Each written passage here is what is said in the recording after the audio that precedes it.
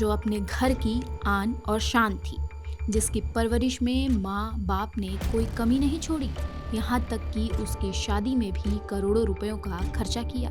मगर उसके बावजूद भी दहेज के लालचियों का मन कहाँ भरने वाला था और दहेज के लालच की प्रताड़ना में एक और बेटी ने अपनी जान गंवा दी। ये सिर्फ एक किस्सा या कहानी नहीं है, ये समाज की वो सच्चाई है जिसे कितना भी झुठला लिया जाए, मगर खौफनाक सच्चाई यही है। और इस बार दहेज प्रताड़ना का शिकार बनी है ग्रेटर नोएडा की दीपिका। करीब 14 महीने पहले 1 करोड़ से भी ज्यादा के खर्च से हुई धूमधाम वाली शादी अब एक दर्दनाक अंत की कहानी बन गई।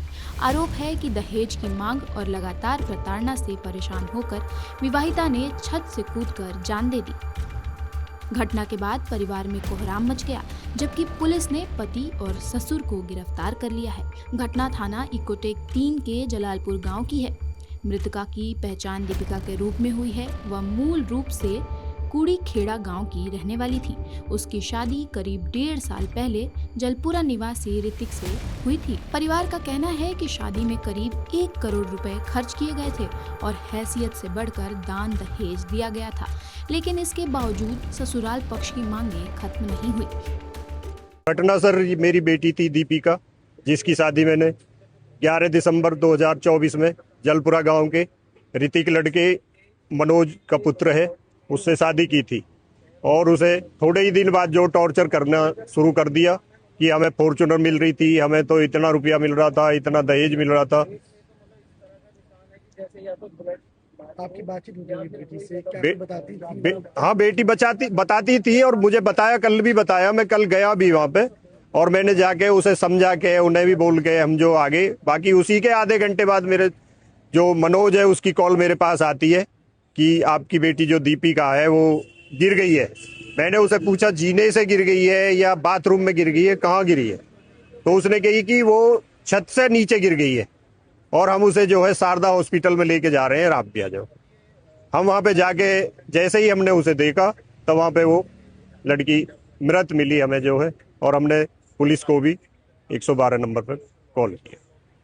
क्या लगता है इस वक्त शिकायत थाने पे क्या कुछ कार्रवाई हो रही है? 2 लोगों को गिरफ्तार भी किया गया था। अब कार्रवाई तो अब आगे सामने आएगी जी, क्या कार्रवाई करते हैं। बाकी हमारी तो यही है कि ऐसे जल्लादों को जो एनकाउंटर होना चाहिए और समाज से बिल्कुल दूर करना चाहिए। पिता बेटी के गुनहगारों की एनकाउंटर की मांग कर रहे हैं, मगर सवाल वही है कि आखिर कब तक देश की बेटियां दहेज प्रताड़ना का शिकार होती रहेंगी। बता दें कि परिवार के लोगों के मुताबिक शादी बहुत ही धूमधाम से हुई थी। रिश्तेदारों और गांव के लोगों की मौजूदगी में समारोह आयोजित किया गया था। उस वक्त किसी ने नहीं सोचा था कि इतनी जल्दी यह रिश्ता दर्दनाक मोड़ ले लेगा। दीपिका की तस्वीरें और शादी के ये वीडियो अब परिवार के लिए सिर्फ यादें बनकर रह गए हैं। मायके वालों का कहना है कि बेटी ने नए जीवन के कई सपने देखे थे, लेकिन लगातार बढ़ते दबाव ने उसे अंदर से तोड़ दिया। घटना के बाद गांव में भी तरह तरह की चर्चाएं हैं। लोग सवाल उठा रहे हैं कि आखिर शादी के नाम पर बढ़ती मांगें कब रुकेंगी। मतलब घटना एकदम से ही हुई है बिल्कुल, और किसी तरह का हमें तो कोई मतलब सपने में भी ऐसी उम्मीद नहीं थी कि ये सब चीजें हो जाएंगी। कल बड़े भाई उनके घर पे भी गए थे कुछ चीजों को लेके, और वहाँ पे मतलब सब चीज सॉर्ट आउट करके आए थे। उनके घर आते ही मतलब आधे घंटे बाद ही फोन आ गया कि ऐसे ऐसे वो मतलब गिर गई है। अब भाई ने पूछा भी कि कहाँ गिर गई है, मतलब सीढ़ियों से गिर गई है या क्या नॉर्मल स्लिप हुई है? तो उन्होंने नहीं बताया, मतलब उन्होंने यही बोला कि वो गिर गई है, आप शारदा हॉस्पिटल आ जाइए। ठीक है, हमने भी सोचा नॉर्मल कोई चोट लग गई होगी।